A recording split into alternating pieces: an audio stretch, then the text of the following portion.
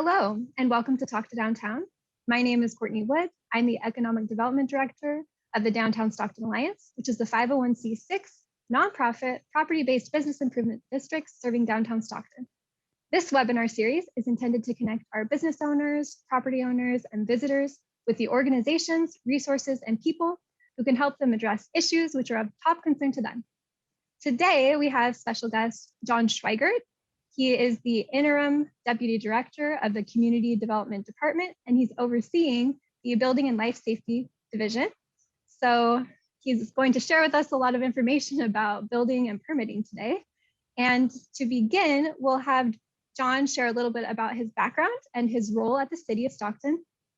Then I will go ahead and ask him a list of questions I outlined for him. And after that, we will open it up to you guys, the audience, to go ahead and ask your questions. And so I would like to thank you, John, for joining us today and being our guest. We really appreciate it. We're excited to learn from you. And please share a little bit about your background and your role in the building department. Sure, thanks for having me. And good morning, everyone. So Courtney got the title correct, even though it's very long. I'm the interim deputy community development director here at the City of Stockton. But I oversee the Building and Life Safety Division of Community Development. Kind of a more well-known term for my position is Chief Building Official. So that's what I'm acting as now. Prior to that, I was the Deputy Building Official. Currently still am. I'm just in the interim role right now. So really what I oversee here at the City Building Department is the building permitting, plan review, and inspection services for construction projects throughout the city. Our operation is based out of the Permit Center downtown. So our building is directly across from City Hall on El Dorado Street. And I've been with the city now probably about 6.5 years. I've been in this interim role for about 3 months, but I've been with the city about 6.5 years. And I spent some time doing plan review. I've been the deputy building official for about the last 3 years, and now I'm the interim, as our previous building official recently retired. Awesome, amazing. Thank you. So thanks again for being here. And I would like to see if you could share kind of with anyone who's unfamiliar with the building department, what are the overall goals of what you guys are trying to accomplish with your work? Sure. Within the Building and Life Safety Department, our number one goal is always safety. Ensure that there's safe buildings and safe construction throughout the city. And that's for the safety of all the tenants that will occupy these buildings, any customers that may, visit these businesses, as well as anybody else that might have to enter a building, such as first responders, any fire personnel, anything like that. Our goal really always is the safety of buildings and construction throughout the city. And one thing related to that is most building codes are, aside from the energy codes and green building standards that California has, most building codes are actually reactive, meaning that they are developed as a direct result of, unfortunately, of a tragedy or some type of, usually like a catastrophic fire or a building failure, something like that. And so that's really the types of things that we are reviewing and inspecting are related to the safety of these buildings. So a lot of the fire rated construction requirements that are found in building codes, those are developed as a result of historic catastrophic fires. One of the most infamous is probably the Coconut Grove nightclub fire in the 1940s. If anybody's not familiar with that, you can Google it or look it up on YouTube, and there's some good information about it. But what happened in that case was they had a building, they were using it for a nightclub. They had a lot of decorations in there that were flammable and combustible. They had no occupancy limits on the buildings, which means they had it overcrowded. A lot of the exits were blocked or they were locked. And in this one particular instance, the fire broke out and people ended up being trapped in the building. And hundreds of people, unfortunately, passed in that incident. What I'm getting at is, that event shaped our current building codes and how we address exiting for buildings and fire safety for buildings. And similar to that is here in California, we have a lot of earthquakes. So a lot of our codes are derived around being able to withstand an earthquake. A lot of the structural provisions in the codes are centered around that. Um, so when we talk about building safety, that's what we're talking about is really a building being able to withstand the worst case scenario, basically. Sometimes when these buildings are going through our plan review section here at the city, or they're going through construction, and it seems like some of these requirements may be a little bit onerous, it's really not meant for the day to day. It's really meant for that one event, the worst case scenario of a major earthquake, in other parts of the country where they deal with hurricanes. That's what these codes are developed to address, to make sure that the building is safe during a catastrophic event. Thank you. Thank you for reminding us again of the importance of all of these codes and regulations and what the real purpose behind them is. I think that's really important for people to know and remember. Thank you, John. So what is something that you think people might be surprised to know about the building department?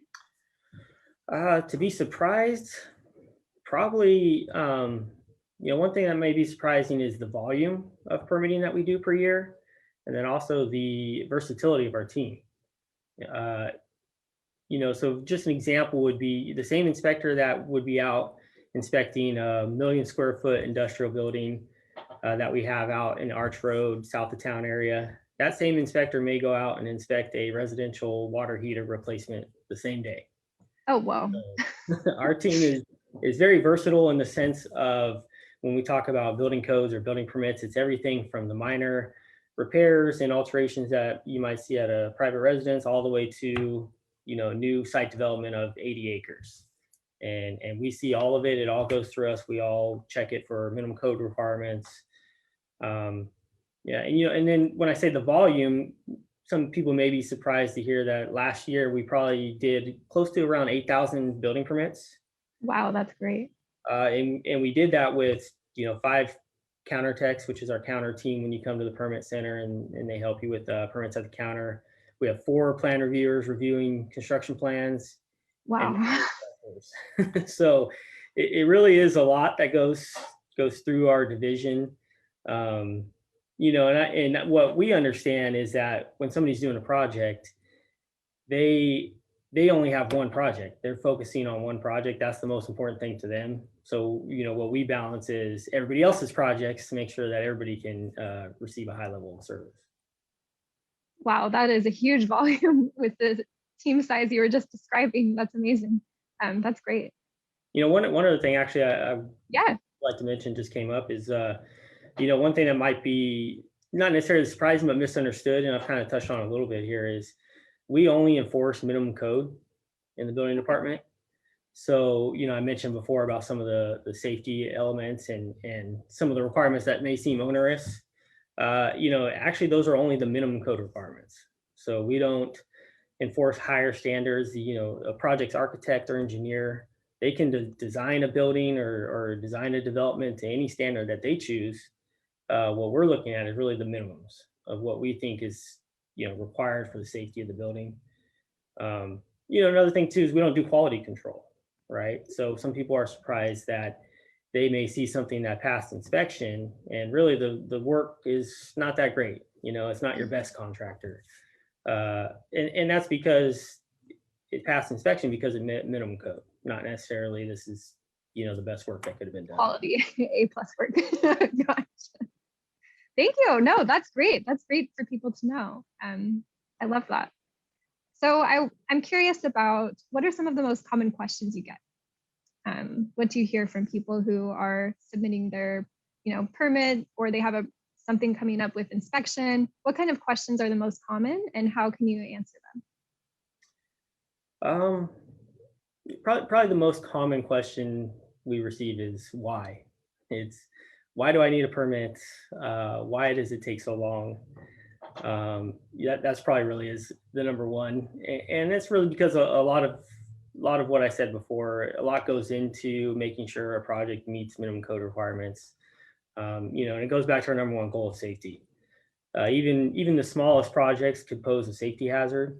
So that's why we have to spend time making sure that they are designed to be safe and to meet minimum codes. We go through the inspection process to make sure what was designed and approved on the plans, actually gets constructed in the field. Another surprising fact really is that the most dangerous appliance that anyone has in their house is actually their water heater. Many Really? people might not know that. And so we do probably in the neighborhood of several hundred water heater permits a year. And Wow. we need to make sure each one of those is installed correctly, because if it's not, pressure can build up in the tank of a water heater and it can actually explode. Oh my gosh. So it's very rare that happens. You can actually look up videos on YouTube and see where that has occurred. Wow. But that's why we take the time to make sure everything is installed to code, designed to code. Is really back to our number one goal of safety. All about safety. Perfect. I love it. All right. Thank you. So now I kind of want to ask a question about last year, and you just shared the huge volume of permits that you guys were approving. And I wanted to know, how do you think the pandemic affected your department when it comes to permit applications? Did you receive more or less than a typical year? What else can you say about that? Actually, it's been a really interesting year. I mean, obviously for everyone, due to many challenges.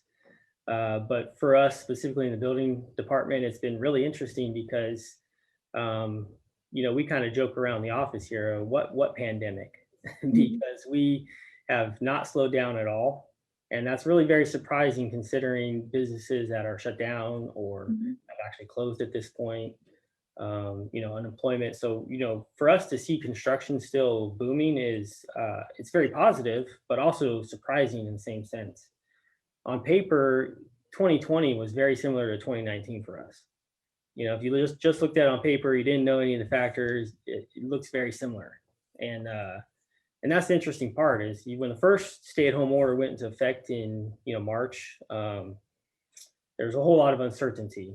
Nobody really knew, is construction allowed to proceed? Is construction deemed essential? So in March and April, we hardly did any permits. Everything just kind of stopped. I think people were trying to get a feel for, what is allowed to still happen during the lockdown, the stay-at-home order, what isn't. But I think once people realize construction is deemed an essential activity in California, especially home construction, addressing our housing crisis we have here in the state. Once it was deemed essential, and then, the other side of that is when they realized that the city was still operating and still providing the same services as we were before, just in a different version, more electronic, over the phone, through email, that sort of thing. I think once those two pieces kind of came together, then everybody was more comfortable getting their projects back online and getting going again. And from probably May until today, permit volume has just skyrocketed. It's been up the whole time. Amazing. Well, that's great news. That's great news for your guys' department. As far as inspection goes, has that been impacted by COVID-19 at all? It has. It's been impacted in the sense of how we provide the service, not so much in the ability to get inspections. So, what's really important to us and also everybody else is the health and safety protocols surrounding COVID-19 and making sure that, we're doing everything we can to, prevent the spread and keep everybody safe. So that's really shaped our inspection policies. One thing that we instituted is that we no longer do inspections on occupied buildings, in-person inspections. So, for example, a house, people are living in the house, we don't go in the house for their safety and for ours. Same thing for businesses. If they're doing a minor project, but they're still operating the business, we don't go in the business. But what we've done is we've instituted virtual inspections. So what our inspectors are doing is they're using apps like FaceTime, that sort of thing, to work with the contractor directly to do a video inspection.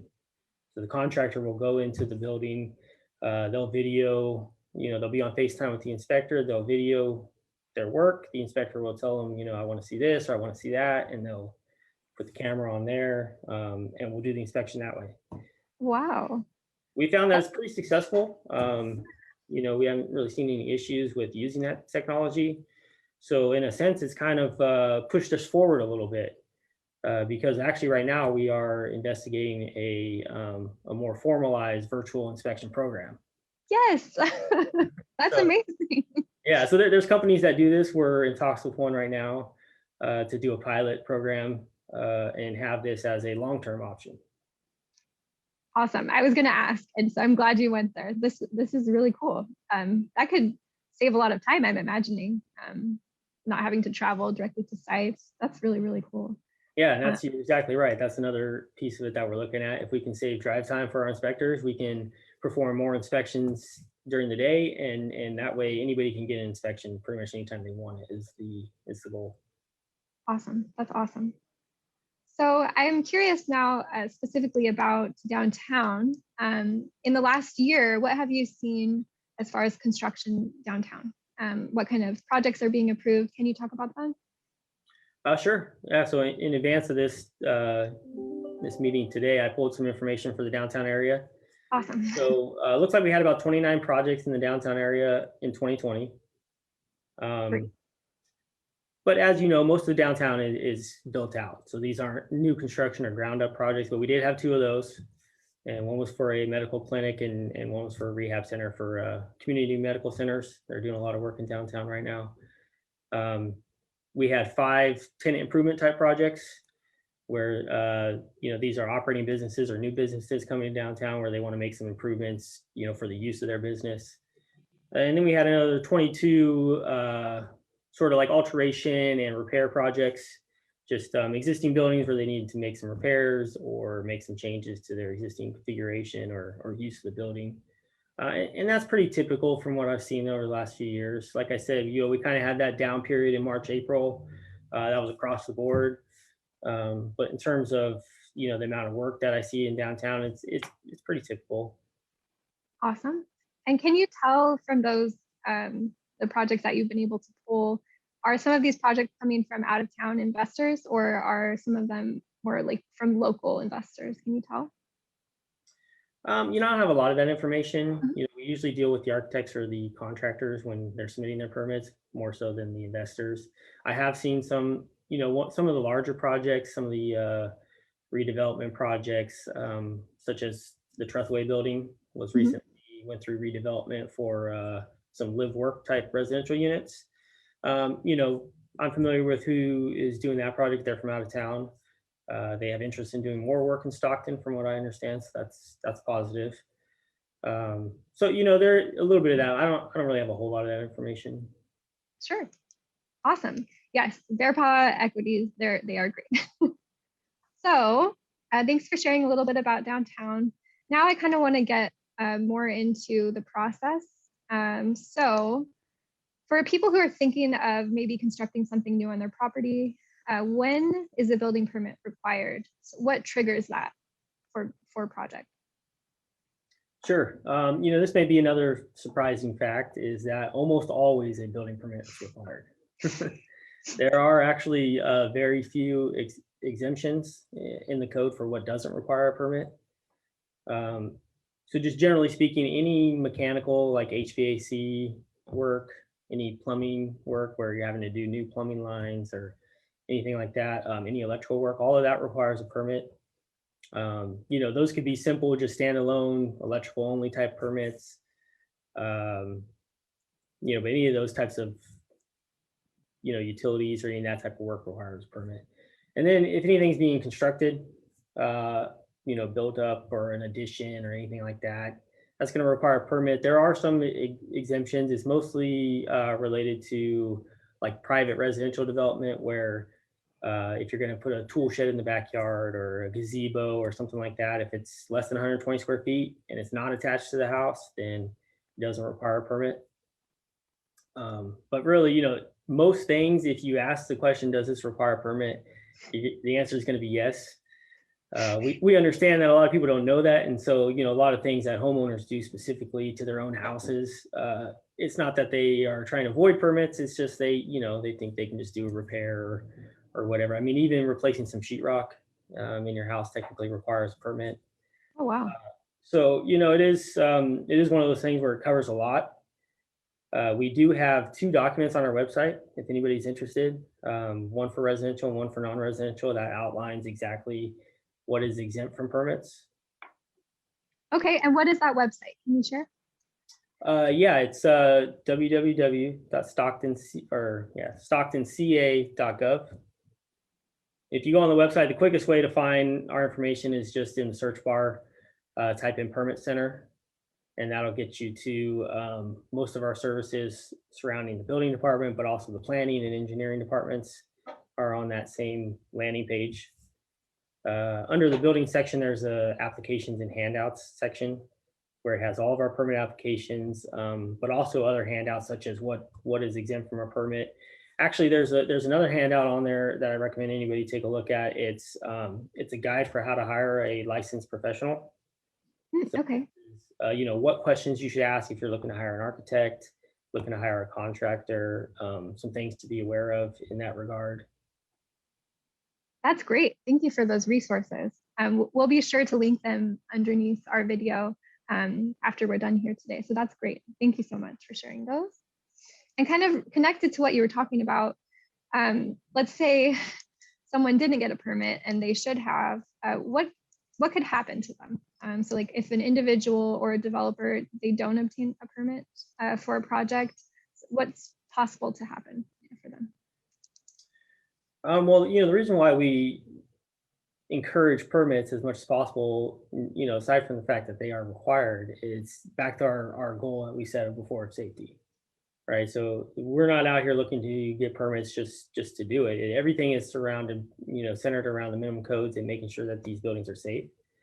So really, when somebody doesn't get a permit, what our concerns are less on the side of the process of resolving that to get a permit after the fact. It's more around what type of work occurred, what was the what standard was that work done to? Did it meet minimum code? Who performed that work? Was it a licensed contractor versus a handyman or just a property owner trying to do their own work? That's really where when we get into that, those are our concerns, because now we need to see if that work's been completed, is it safe? Electrical is a big one. Anybody that is doing their own electrical, that's not a California licensed electrician, there's a lot of hazards there for their own safety in doing the work, but also if it's, it may seem fine when they're done, but over time, if they have electrical circuits that are overloaded, huge fire hazard. If they didn't use the right size of wire, when they ran those circuits. So those are the things that we really want to investigate when we find out that work was done without a permit. Is okay, we need to go in and we need to take a look.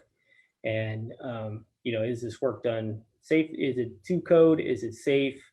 But our goal is always, we don't want to go in and say, tear everything out, you didn't get a permit.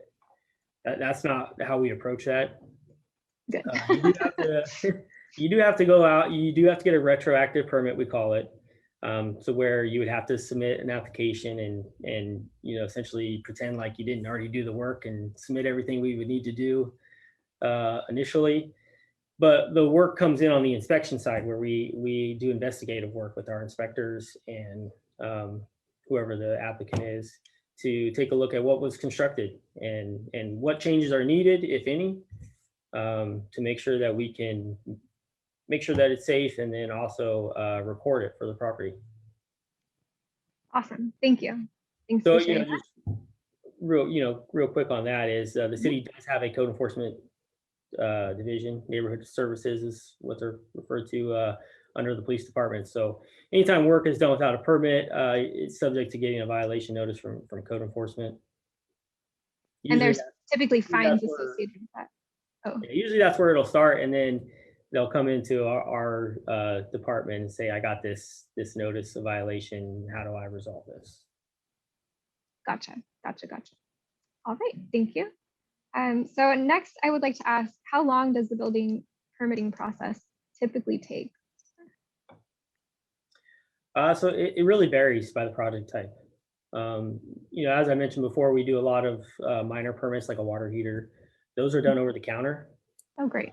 So somebody could come in to the permit center, they could apply and receive their permit within 15 minutes usually.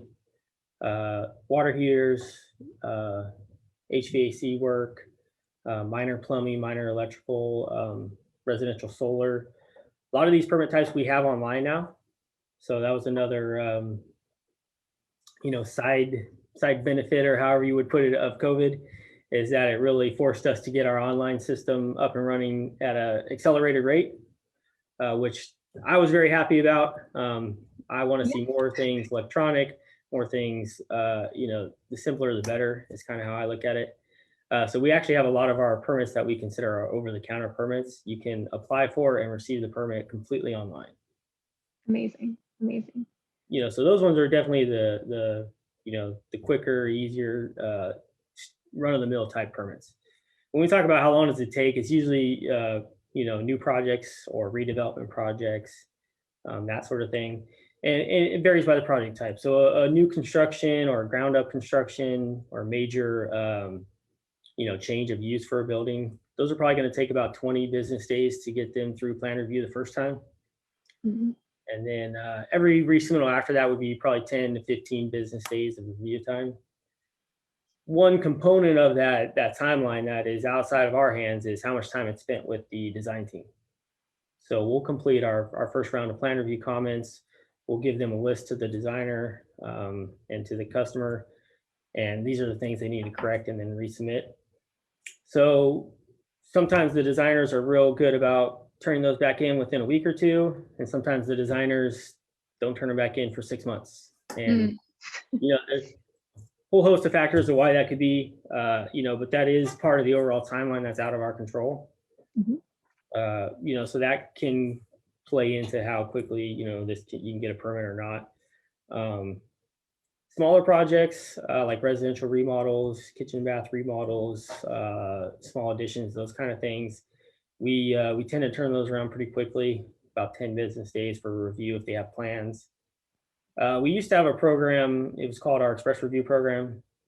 It's currently on hold due to COVID because it was an in-person, face-to-face appointment that you could get to review minor projects. It would be an hour-long appointment. The plan reviewer would review it with the designer or the contractor and usually issue the permit the same day. Oh, wow. So what we're looking at doing now is how can we bring that program back, but probably in more of a virtual setting versus a face-to-face. So stay tuned on that. We're looking at ways to do that for some of the smaller projects to get them in and out of here versus going through a review cycle. Awesome. Okay, thanks for giving us an idea of the time frame that we're looking at for different sizes of projects.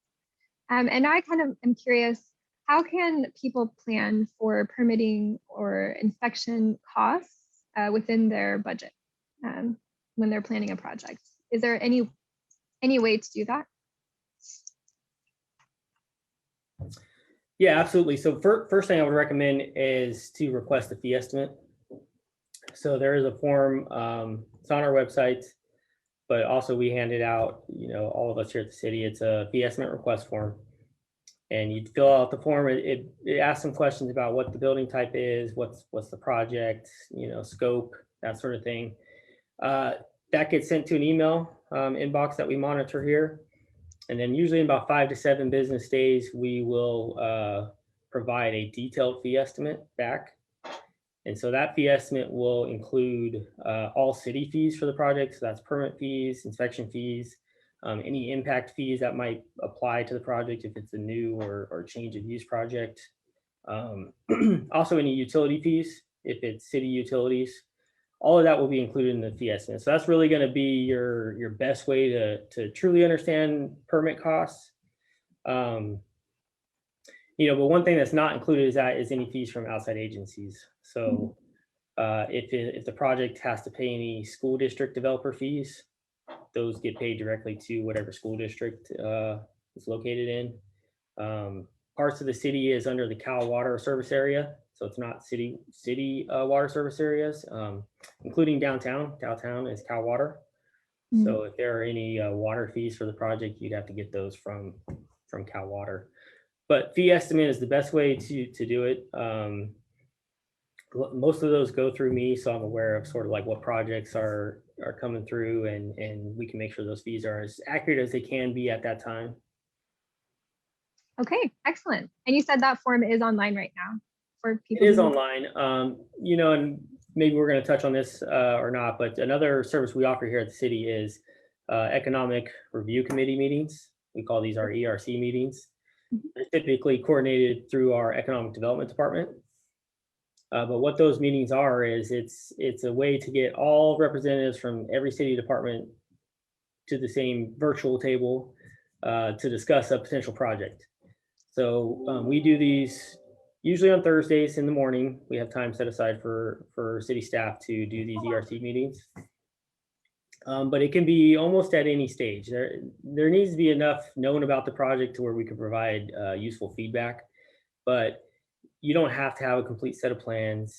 You don't need to have the project already, schedule lined out, that sort of thing. A lot of it is I'm looking at this piece of property. This is the type of project I'm interested in doing, and we'll discuss, in that hour to hour and a half long meeting, everything that may come up with that type of project.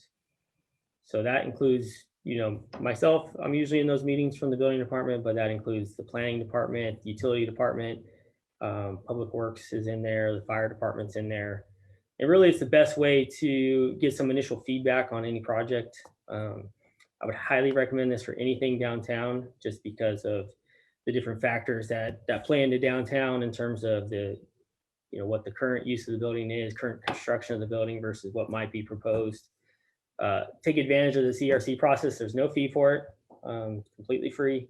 Just need to get it on the schedule, and then that's the way that we can provide detailed feedback and help shape the project. Excellent. No, I think that's a great resource for people. And would they reach out to you directly or to economic development directly? Typically economic development directly, but if anybody reaches out to me, I'll certainly make sure we get the meeting coordinated also. Excellent. Excellent. Thank you for sharing that. And yes, that leads me to, for people who are interested in maybe converting our downtown office spaces to residential units, what can you say maybe about the steps they should take to do that, to get that done? Sure. The first step, like I just mentioned, is schedule one of those ERC meetings. That really should be the first step. Like I said, we're looking at things that could come up for that project. We're looking at any red flags, anything that may be prohibitive for the project. It's better to know that early on, right? So definitely the first step there. In terms of downtown buildings, they can be a challenge just because usually downtown is the older part of the city, as it is here in Stockton, of course. These buildings were built 100 years ago, sometimes more. So obviously in that time, construction techniques have changed, codes have changed. So it can be a challenge to convert these old buildings in downtown, because what happens with construction and building codes is when you change the current use of the building, it can trigger compliance with current code requirements as if you were building that building new for today. Oh, wow. So that can definitely be a challenge when you're talking about a 100-year-old building, right? Yes. So, one thing to consider is use of the California Historical Building Code. That comes up a lot of times in downtown. And really what that is it's a code that relaxes some of the strict code requirements with the intent to still provide, fire and life safety, but as much as practical without destroying the historical significance of the building. Awesome.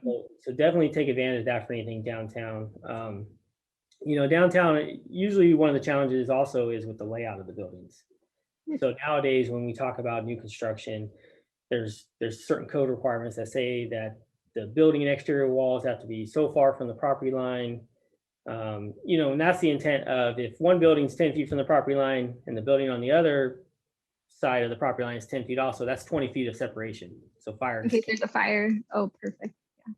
So downtown, that's not usually the case most of the time. A lot of downtown we have, especially here in Stockton, we have what's called zero lot line buildings, meaning the walls are right on the property line. And that, not to say that that's not allowed. They just have to be, typically have to be constructed a certain way that fire can't spread between the buildings.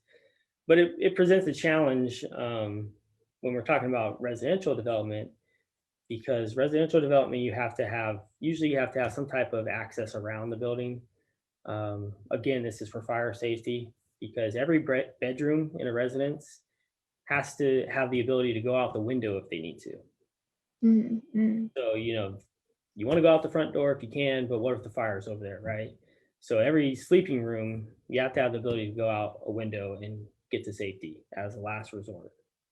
So when you talk about these buildings that are on the property line and then the other buildings sandwiched right next to it, you've lost that ability. Oh So my gosh, yes.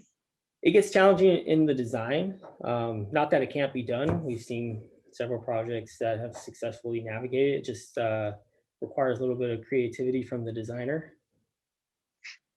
You have to play with it a little bit. Okay, awesome. So once people have done the economic review committee, they've looked at the California code regarding historic buildings.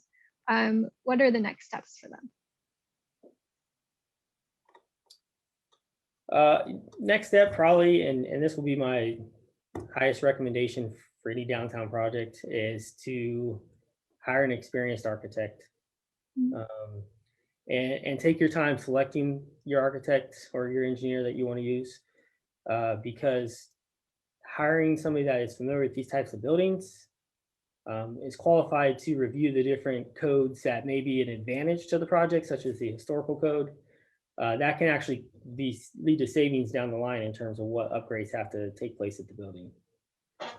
Unfortunately, I see too many folks trying to find a low cost designer because for many reasons, right?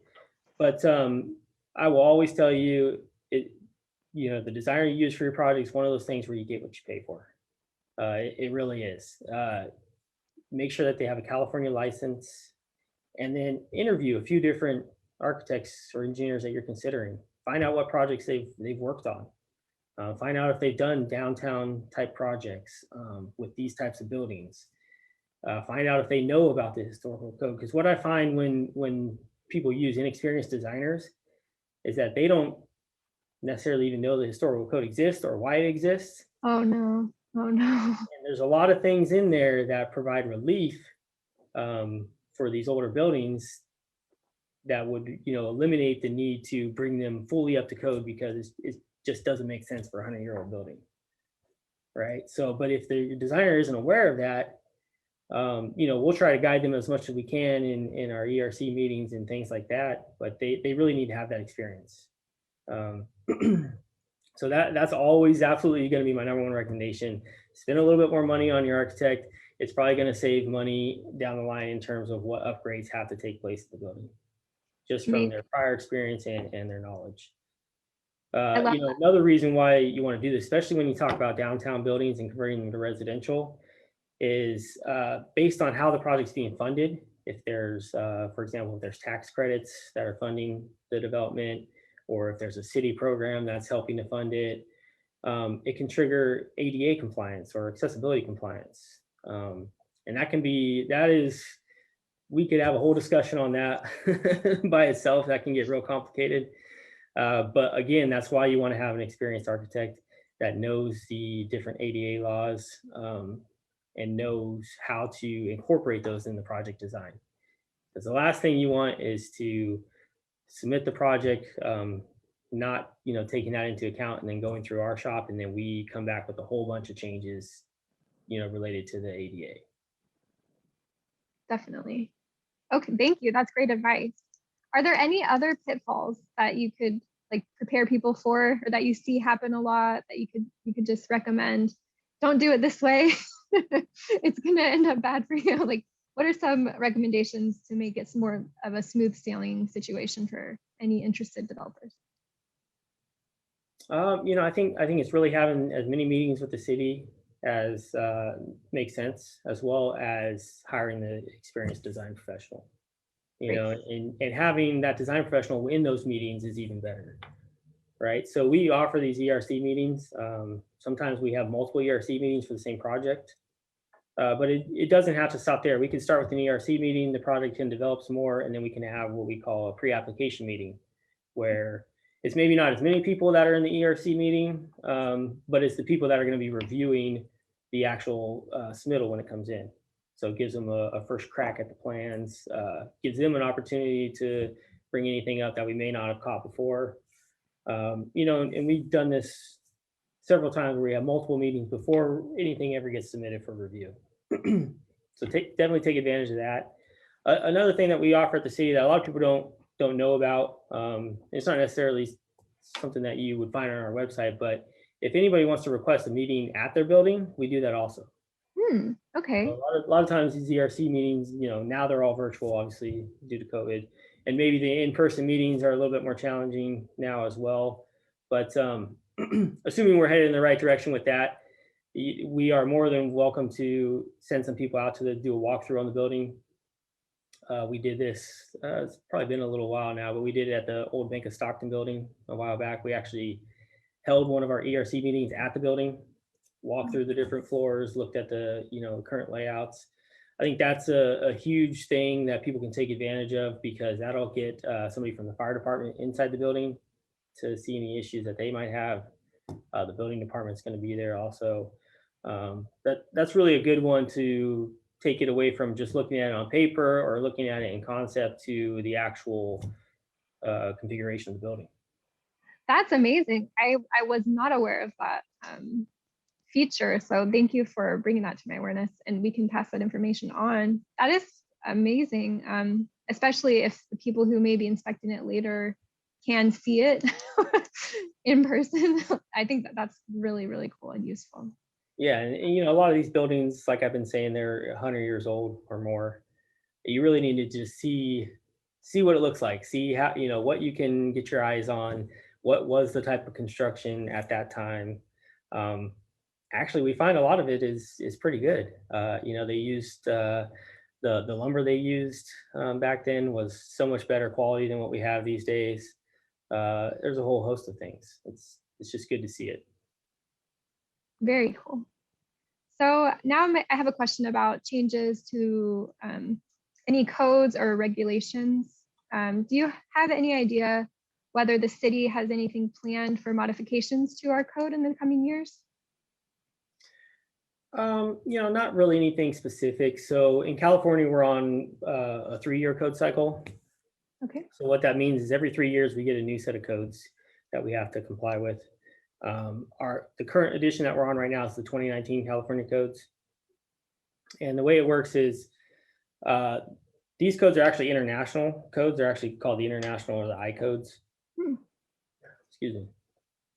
And that's at a national and international level. And then what California does is take those codes as a model, they add the state specific amendments to them, and then they release them a year later as the California codes. So the ones we're using right now, they're the 2019 California version, but they're the 2018 international version. And that occurs on a 3-year cycle. So right now they're reviewing the 2021 international versions of the code. Those wouldn't really take effect until next year. And then California takes an additional year. So we're not looking at any new code changes until January 1st, 2023. And even with that is the code books and the requirements, they've grown over the years. I don't know if you can see this, but this is Yes, I can. This is a 1949 edition of the Uniform Building Code. Oh, look how thin it is. That thick. Now we have about 12 binders. Oh, wow. About that thick. So they keep growing, but really it's, as I mentioned before, as events occur, then they find changes they need to make to the code. And then in California, a big one we have here is energy, conserving energy and green building standards. That's a big piece that we deal with here in California than most other parts of the country. But when I talk about code changes every 3 years, we're not talking about major changes in most cases. Usually it's updates, or they find errors in the code, or little incremental changes. But over years and years and years of time, they become large. Here at the city, we have the ability to add local amendments to those codes if we choose to. Every city can do that. That process goes through city council if we are going to add stricter requirements at the city level. Generally here at the city, we have some local amendments, but they're mostly centered around like how we administer the codes, how we do our fees and that sort of thing. We generally just comply with what California gives us for the most part. Okay, awesome. So it's going to stay relatively the same for a little while at least. Should, hopefully. So are there any resources that you can recommend to the general public, to business owners, to property owners, as any information as it relates to construction or development? What kind of resources can you recommend? One thing I probably haven't touched on that is good for business owners is California has what's called a Certified Access Specialist Program, or a CASP. And what these are folks that have been certified by the state as accessibility experts for all state accessibility requirements, federal ADA requirements, housing accessibility requirements, those sorts of things. So it's called the CASP program. So every business owner, I would recommend, if you have a business that's open to the public, retail business, something like that, I always recommend you hire a CASP professional to do a CASP inspection. Wow. Okay. And what they would do is they come to the building, obviously there's a cost to it, but they come to the building, they do a complete survey of the building of all the accessible features. So, starting at the parking lot and the accessible parking spaces, all the way to the path into the building, front doors, door hardware, signage, restrooms, make sure those are accessible. They do a complete survey and they give you this report at the end of it. It says, here are the items that we found are non-compliant. And then that's sort of part one. Part two, they develop what's considered a transition plan with the business owner. And they say, okay, just because we found these 20 items that are non-compliant, you don't have to repair all 20 of those items right now. Oh, wow. Okay. You develop this transition plan where they can work it into their budget. And there really is no limit on that plan. It doesn't have to be, 1 year or 3 years. It's whatever really works for the business. Wow. Because a small business obviously has different resources than a big corporate, operation. So that transition plan is developed and says, okay, you tackle, each one of these things a little bit at a time until you're fully compliant with these regulations. And the reason why I recommend that you do that and you pay that money to get that done is because there are these folks, unfortunately, that go around the state and they do what's called these drive-by lawsuits. They drive by a facility, they see that the ADA parking is not compliant, and they file a lawsuit. And they say, I wasn't able to access your facility because your parking was out of compliance. And then they do that for however many other things they find at the facility. So they could file a lawsuit and cover all 20 items, right? Mm-hmm. If you have this survey done prior to that lawsuit being filed, it limits the damages that they can request. Wow. How much? Oh, sorry, go ahead. So usually when they file those lawsuits, they can file for $4,000 per occurrence. And when I say per occurrence, if they visit the business 5 times, they can file the lawsuit $4,000 for each. Oh, wow. Wow. If you have the survey ahead of time, it limits those damages that they can request to $1,000 per occurrence. And then even better than that, if you only have a few items out of compliance and you can get them completed within 90 days, and there's some other options in the program, it even further reduces your liability as a business owner. That's amazing. And it's also actually really a deterrent for these drive-by lawsuits, because once you've had these inspections, you get a placard that goes in your front windows, says that this facility has been inspected by CASP. It's under the transition plan. And these folks that are doing these drive-by lawsuits, they see that placard, they just keep moving. Run away. So, it is a little bit of an investment, and, based on the size of the facility, it's going to, vary the cost of it, but it is a little bit of an investment up front, but it can pay out huge in the end, not only to make sure you're compliant with everything and protect you against unfortunately, these lawsuits that they haven't been able to get under control. Thank you. Okay, yeah, that was going to be my question, was how much does it cost to have one of these CASP inspectors come out? But you're saying it kind of just varies based upon the size of the business, sounds like. Yeah, just, like a small downtown retail tenant, probably wouldn't be too expensive.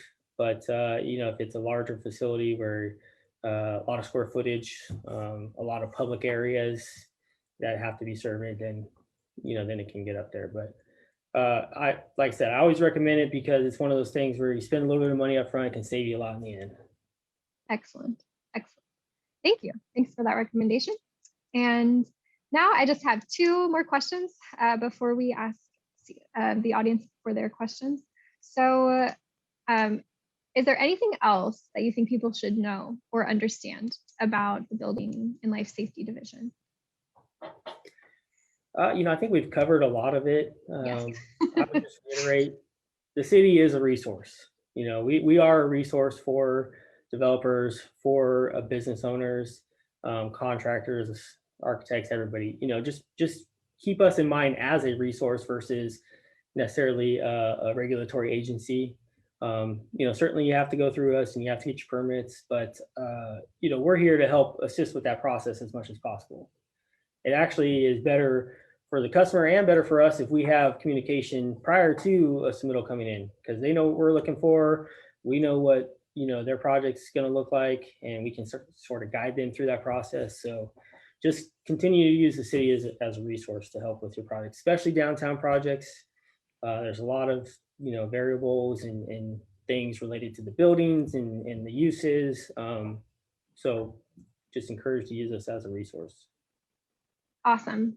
Definitely. If you have questions, ask. Yeah. And we're always available, right? So even if you can't readily find our contact information on our website, our economic development department has it for all the folks that attend ERC meetings. I'm happy to share mine. I'm assuming you guys are going to share my contact info after this. Yes. We're here, we're available. We may not get back to you right away, but we always try to get back to you within 24 to 48 hours at the most. Excellent. Okay. So that was going to be my last question, was how can people get in touch with you? And we will go ahead and link your contact info and also the phone number for your department.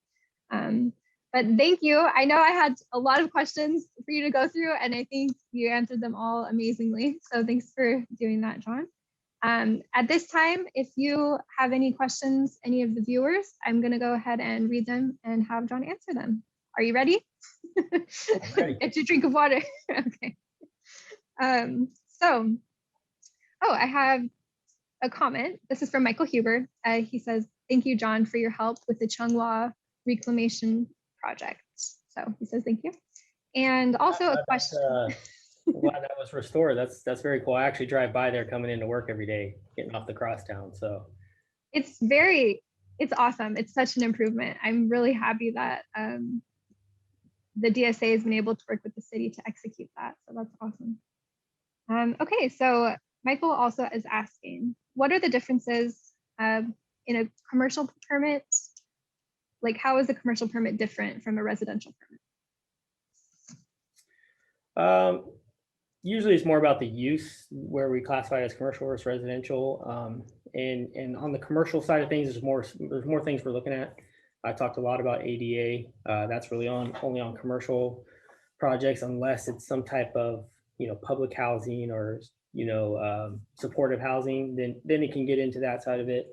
But really, it's more about the additional things we're looking at on the commercial side.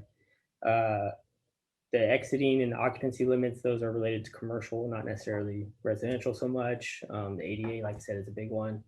And then from a permitting perspective, our fees are a little bit different from residential versus commercial, and that's related to the service that we provide.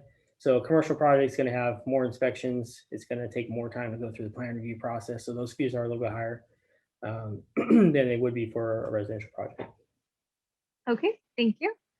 And we have another question. This is from Jessica Nguyen. She's asking, are there any unusual permits that businesses don't realize they need at first? We talked about how there's very few things exempt from a permit. So a lot of times people are surprised when they need a permit for something real minor. One thing that, it's not necessarily my department, it's more under the fire department's umbrella, but it's called an operator's permit. And this is what's considered an annual fire permit for certain business types. Not every business is required to have them. Usually it's for businesses that are like assembly type occupancies, like a movie theater, or if you're storing any type of hazardous materials, those kind of things. So the fire department requires these operators permits. And what it is it's a annual inspection. The fire department goes out there, they're looking not so much at the construction of the building, they're looking at how it's being used. They don't want to see a bunch of extension cords. They don't want to see a bunch of combustible storage, any fire sprinklers, those kind of things blocked. They want to make sure the fire alarm system is working correctly. So there's a whole list. I'm not that up to speed on all the business types that require an operator's permit, but some people may be surprised that they need to get that annual permit from the fire department. Okay. And to do that, they would just kind of maybe go to the fire department's website or just call them directly, or is there a specific person that they should reach out to? If you want to look it up yourself, you can find it in the 2019 California Fire Code.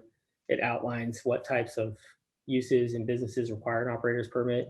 I would say the easiest thing is just to call the fire department, call the fire prevention division of the fire department, and just ask them the question. Say, this is my business type, this is my location. Usually they get involved when, because they review the business license application for that reason to see if they're going to need an operator's permit. So a lot of times they do get involved on the business license side of it. But if you're not sure, just give the fire department a call. Okay. All right. So I don't see any other viewer questions at the moment. So I think I just want to say thank you again so much, John, for answering all these questions. I learned a lot, and I think anyone who was watching probably learned a lot too. This video, I want to remind everyone, it will be uploaded to our YouTube channel, which is at Downtown Stockton. If you're watching this live, then you've already found us on Facebook, but we are also on Instagram. Our handle is at Downtown Stockton, and Twitter, which is at Downtown STKN. So I want to thank you viewers for tuning in and watching. And I want to thank you, John, so much for joining us. Thanks for taking the time out of your busy day after hearing about the volume of the permits that you're approving. I know that your time is really valuable. So thank you so much for being here. We really appreciate it. Well, thank you for having me. I'm happy to be here. I'm happy to answer questions. I hope everybody got the impression that we're here to help, and the more we can communicate early on, hopefully the smoother the project can go. So like I said before, feel free to reach out to me. For me personally, email is probably the best way to get a hold of me, but also share my phone number. You can call me direct. Just continue to use the city as a resource, like I said, and thanks for having me. Awesome. Thanks so much, John. And thanks everyone. And I would just like to say, have a great day downtown. Thank you.